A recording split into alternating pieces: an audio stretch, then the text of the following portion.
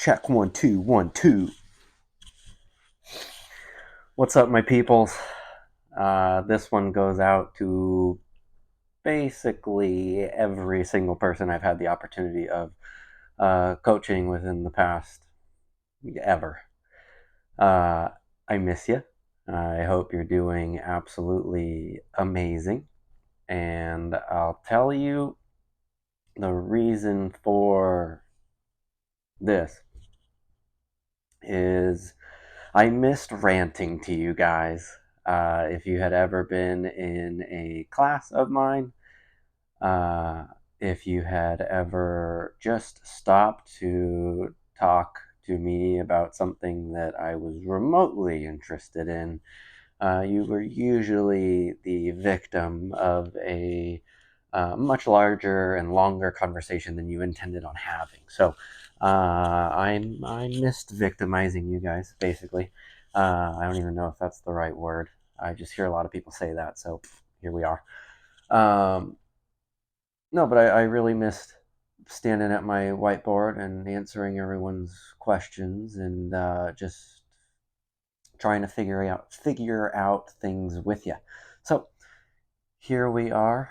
The point of this is to just allow some space for me to converse with my own self. At times, I might have some uh, guests where we get to ensue chaos together. But today we are looking at a SOLOCAST version of Conversations with Connor. We are in my temporary room as of right now. I will tell you, this is a second take, and if you know me, I absolutely am disgusted by a second take. I'm a one take only kind of guy, but my phone ran out of storage, so I cleaned that up and I'm going to attempt another spiel here. So here we go. Ready for your unusually long and unorganized conversation with yours truly. I definitely was not losing my mind or losing sleep, but it definitely took me a while to get to sleep because I was thinking about stretching. I was thinking about stretching all last night. It's been a topic uh, that has come up in conversations in recent days for myself, as well as I'm always seeing a ton of things on social media, and it just seems like there's such a debate on whether or not we should be doing it, when, where, and why we should be doing it. And I'm here just to offer my humble opinion and say that it's a really low hanging fruit for humans in general to be able to just sit down like this and spend time with your muscles and joints in certain positions. Some of them, uh, consider challenging, some of them not. Again, it all kind of depends on what you do on a daily basis, and that's where I have been thinking, all right, you know, it's context dependent, meaning if I'm going to stretch, why am I stretching? What am I stretching? What is the benefit? And maybe how much do I need to be doing in order to basically move on to uh, the next step?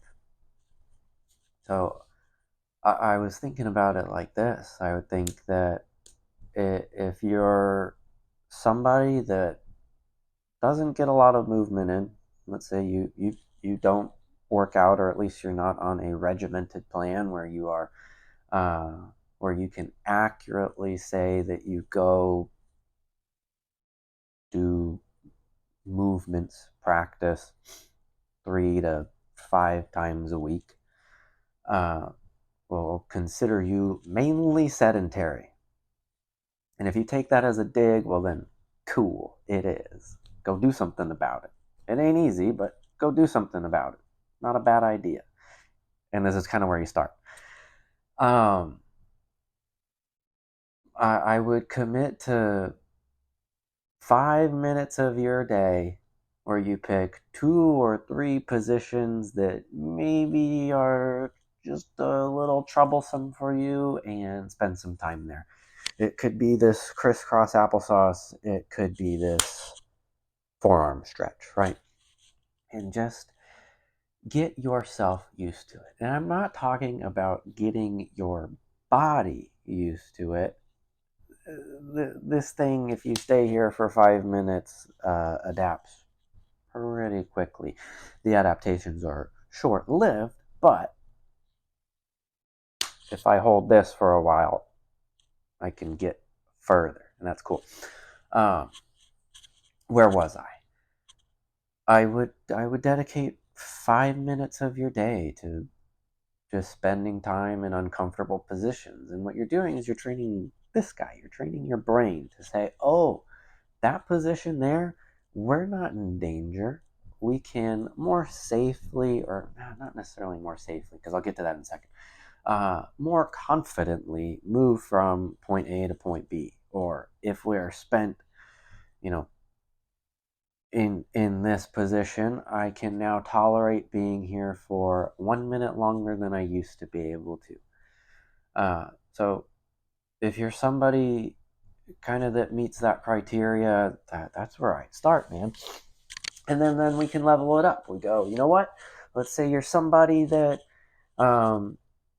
you do work out 3 to 5 times a week, but you don't tend to overexert yourself. You're not necessarily on any training program, or maybe the training program, movement program, whatever it is the heck you practice 3 to 5 times a week that involves anything that resembles exercise, isn't necessarily strenuous. You're not somebody that's focused on like building a ton of muscle, or competing, or and really progressing and PRing. I don't mean to put it that way, but like that's not your goal. You're just doing it because in the back of your head that it's good for you. I would invest in 20 to 30 minutes of your day. It doesn't have to be at a time, but maybe before you go to do your stairmaster walk, or your 4 sets of 10 cable rows. And I'm only talking to people that only do this, right? That only do this. There are parts in the program where that is included in so much more. Where I'm looking at the basics. I would invest in some sort of another program, a routine, whether that's you use an app that tells you what to do for 15 minutes out of your day, a morning and night, or you have something that you do post-workout, pre-workout, something that kind of warms you up and cools you down, or you do spend the money and time to go to something like a yoga class. Now, I wouldn't go as far to consider yoga as stretching. I do think that's a whole nother practice that is mainly spiritual, that does involve using the body and exposing it to certain positions for prolonged periods of time. And you do get the benefit of maybe stretching, but I think the practice itself is entirely different. But we could use that as an example. I would take the time to use stretching as the low-hanging fruit that it is, and just do some checkups, and just make sure that before you go to do your deadlifts, or your squats, or your pressing, or even your pull-ups, or even your cable rows, right? That from an unloaded view, from an unloaded perspective, if I'm looking along the gradient, looking along the curve of what's easier and what's more difficult, in regards to positions, in regards to how much force is being applied, stretching is your low-hanging fruit. I would just start there and go, you know what? If I'm having poor access to this right now, it's not going to be much better when I add a ton of load to it. Or the flip side, wow, I'm feeling really good. I'm reacting really well to all these positions that I am putting myself through. Let's see how far we can take it with load or expanding the position. And that's kind of, my level 2 of stretching. And then I look at something like a level 3, and this is as far as I'm going to go. I'm sure I could create some more levels, I guess, to how to use stretching, when to use stretching, and maybe how it could be applied. I look at a level 3 where you're somebody that has very clear goals and expectations when it comes to your movement and practice. Again, whatever you choose to be doing, whether that's ultra marathon running, swimming, or Olympic weightlifting. Those are all niche things, specific things, I mean. If I look at something like CrossFit, which is general, we can include that as well. Basically, we're exerting yourself more, maybe even more frequently. You'll notice that you're sore. You'll notice that you get a lot of what I call feedback from your muscles. You go to warm up for that said deadlift, and your hamstrings feel like steel cables, right? So you just tell yourself it's going to be a bad day. It's like, no, you're just reacting to a few things. Either you haven't spent a lot of time in that position and your brain is trying to govern everything and go, you know what? Please ease into this position right now. Or, like myself, who has been doing a ton of tempo RDLs lately, have spent a lot of time in those positions. My brain is saying, hey man, you've spent a lot of time here. Please ease into what it is we are about to do next. And with that being said, I would kind of layer each thing. I would start with the sporadically doing 5 minutes a day of stretching with the easy things, with the easy things, right? And then I would move into maybe allocating a little bit of warm up and cool down time to my training sessions. Again, maybe 10 to 15 minutes on both ends, in ways that prime you for what you're doing, as well as ramp you down from what you're doing. And then if you are someone that has experienced a fair amount of training and a fair amount of fatigue, you notice that you get out of whack, man. You feel tight all the time. Maybe it's the same thing as like when you get a good pump. Would you look at that? When you get a good pump in the biceps and your arms are stuck like this, well, guess what? They kind of stay like that, and it takes them a while to maybe release, unless you give yourself basically the task of releasing them. You've been firing it one way, in a way that kind of promotes your body staying in that position. So I love doing stuff like a nightly stretching routine where everything is held for extended periods of time. There may be moderately difficult positions, nothing too strenuous in terms of maybe extreme ranges of motion versus little to no range of motion for each joint, for each position. Um, and maybe pairing it with breath, maybe pairing it with some sort of gratitude practice, and getting yourself to wind down. I know, at least within the weightlifting community, if you are someone that will listen to this, you probably know what I'm talking about, where you've trained 2 or 3 times today, you've done triples and doubles at 80 to 85%, you've back squatted, you've pulled. It's like, man, my nervous system needs to be ramped down, and it's staying up here. And stretching seems to be like that low-hanging fruit. Again, I keep saying that because it's really easy to just sit down and do something, like this, to either perform better or just in general feel better. We haven't even gotten to that where it's like, yeah, moving your body or challenging your body makes this thing up here, the control center, happy. So I hear all the arguments. I watch all of them go on. It's not like I'm not part of them. And I think, why are we not doing this more? Why is it still, why is the application of it still, still hold ambiguity? And I think, all right, fine, there are some limiting factors. Maybe there's time. Maybe there is time. Maybe you are someone that you can't even afford to spend 5 minutes of your day doing something. I go, all right, I don't know what to tell you. Reorganize your life. um, and I hope there comes an answer for someone in that position.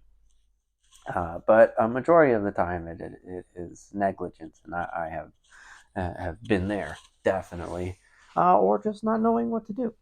We're not knowing what to do, and I say, and again, this is coming from someone that has always been interested in kind of like exploring what their body can do. Not everyone comes from that mindset and perspective, so it might be a little bit more difficult to ask yourself to do these things. But coming from somebody who kind of enjoys, seeing how far they can go through that hamstring stretch, or seeing how low they can go into that squat, or seeing how high they can jump on one leg, right? Just basically testing the integrity of this vehicle and its structures.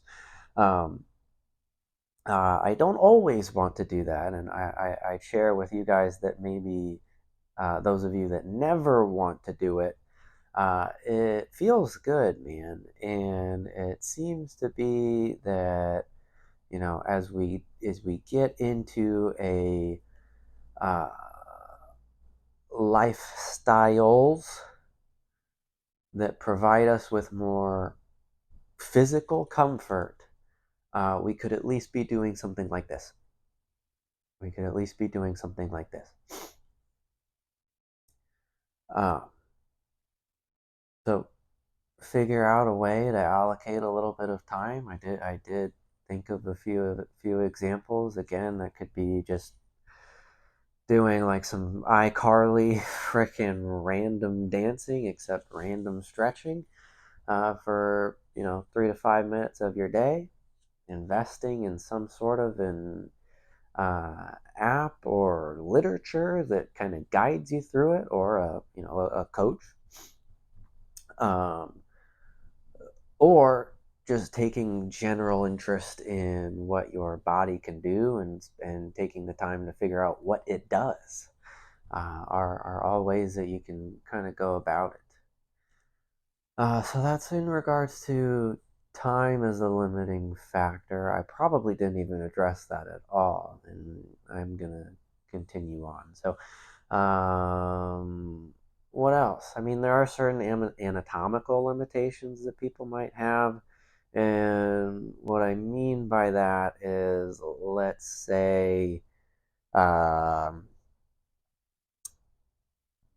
I got thick thighs, I got a thick belly, everything's relatively short, my arms are short. Well, yeah, I'm probably not reaching my feet when I do a hamstring stretch as easily as someone else with maybe different levers. That doesn't mean it's impossible unless you are an amputee, where you don't have anything to reach for or reach with. Um, it, it's really just a matter of how much time you want to invest in trying to achieve maybe extreme positions. And then I go, all right, there are the people that are, incredibly sedentary or maybe coming off of some sort of injury or surgery that doesn't allow them such quick access to maybe even what we would consider normal positions, right? Uh, which I would say are sitting, standing, kneeling, hanging, stuff like that. Um, I go, all right, their rate of progress is going to be slower, but how you progress everything is unique to you, but the same across the board, right? It's like we know that arms flex and extend, we know that shoulders rotate, they adduct and abduct, right? Um, Again, unless you don't have one or you have two, um, we're all looking at the same, but maybe somebody's, gets to the freaking 180 degrees, maybe somebody's makes it to 171 degrees. I think there are ranges to be prescribed and looked at before we um, move and think any further.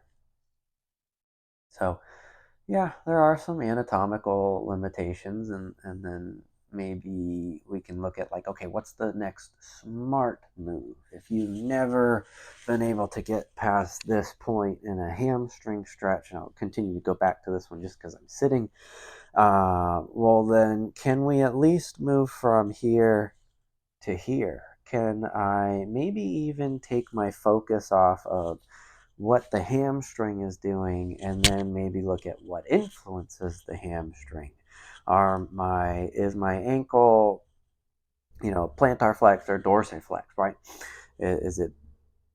Is my calf tight? Is my spine, am I in an upright position? What's going on with the other leg? Like, there are so many things to consider when just trying to progress from something like this to something like this. And again, that's where like maybe your app that you use or having someone guide you might come into benefit. Or if you're coming from a perspective like mine, you just figure it out because you can't stand the fact that you can't lock your leg out and can't put your head between your knees and do the splits and do a full back bend from standing, right? Now that does come from maybe just a little bit of obsession, but it has kept me uh, in tune with my body. I know when something's going right, I know when something's going wrong, and now I finally got to my other point. Stretching does not necessarily mean that just because you're flexible and mobile, you're not going to get injured. I have probably been hurt because of those things more often than not because of those things. Only because with those things, with me being able to, kick my leg up really high, with me being able to jump off of a really tall box and land in a squat, with me being able to, skin the cat on the rings, with me being able to do the splits, it encouraged my confidence, which in turn sometimes turned to cockiness and arrogance. So, with my newfound capabilities, I might go into a movement and exercise, a task, if you will, that may have been just a little too far out of reach for my even newfound abilities, and overloaded the system, to say the least. i.e., injury. All right.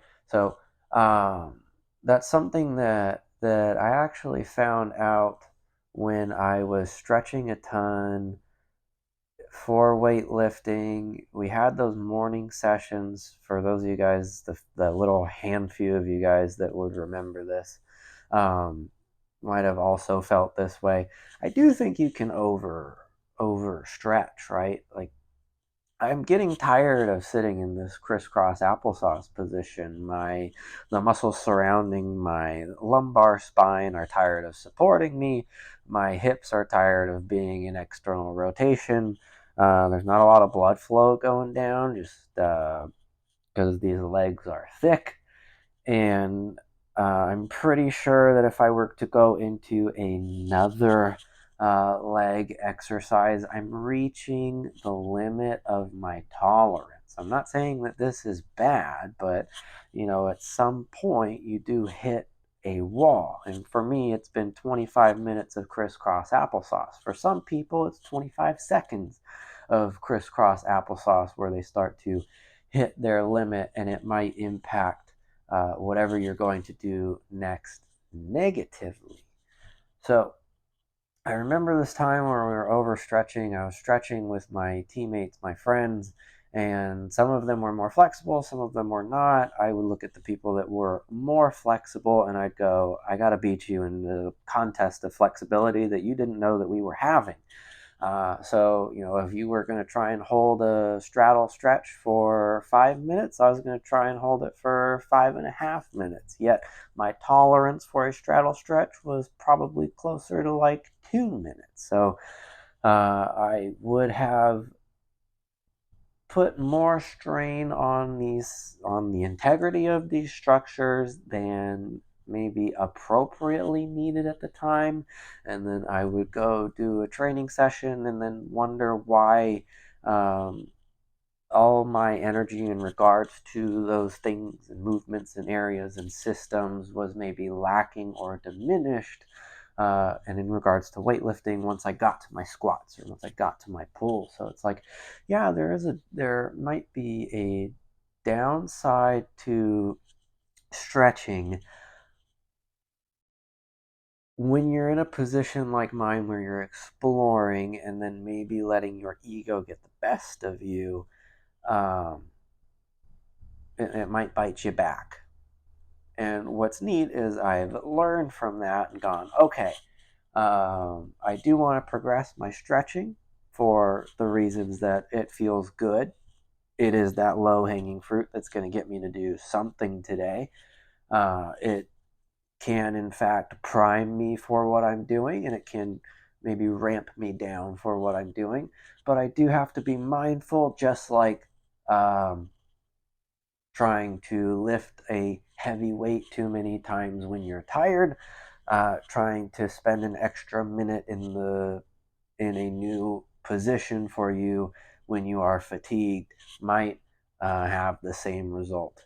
And I'm not talking that you are going to pop your leg off or your shoulder off when you're stretching, but you can definitely wear things down. And that usually has like a trickle down effect. So, um, yeah, there are some downsides to stretching, but that usually comes from other things. So we've addressed time, we've addressed anatomical limitations, we've addressed, maybe coming back from injury, and then we've just addressed maybe just stupidity and negligence. I'm trying to think of are there any more things within the conversation about stretching that might break my worldview? And for right now, I'm going to say no, only because I think I need to blow my nose. If you can tell, I'm very nasally, and I'm probably breathing into this microphone a lot, and I'm losing my own voice talking to myself.